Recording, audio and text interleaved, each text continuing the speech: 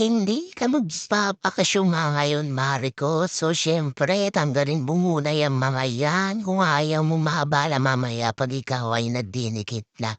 So, ayan sinimulan ko ngang sukatin muna para magupit ka muna ako ng magupit at mamaya ay tuloy-tuloy na rin ang ating pagdidikit. So, ayan hindi naman nagpapigil ang hamster niyo. Inumpisahan ko na nga ito at hindi na ako mapakali na mapaganda na itong aming pintuan. So, ayan.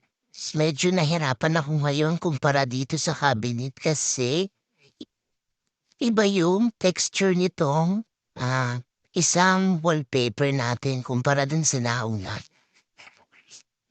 So, ayan, hindi puwedeng mawala ang pamunas. Kailangan lagi kayong merong katabing pamunas para maagapan niyo agad yung mga maliliit na bubbles. So, yan, nasa pangalawa na tayo. Sana nga ganito lang kabilis 'no? Pero napakatagal ko yan natapos, day. Dahil may pagka-perfectionist ka, paghirapan mo yan na yan, day. Pawis na naman ang inyong momster 'no?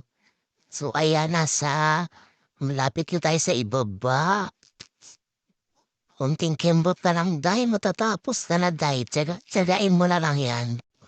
Ayan na nga, nasa pinakababa na tayo at excited na ang iyong inday na matapos yan. More punas.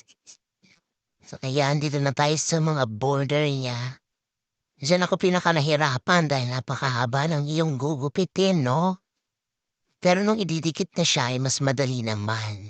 So ayan na, after flex ko nga lang yung halaman ko 'no, nung nag-uumpisa pa lang ako mag-vlog ay napakaliit pa lang niyan mga mare ko.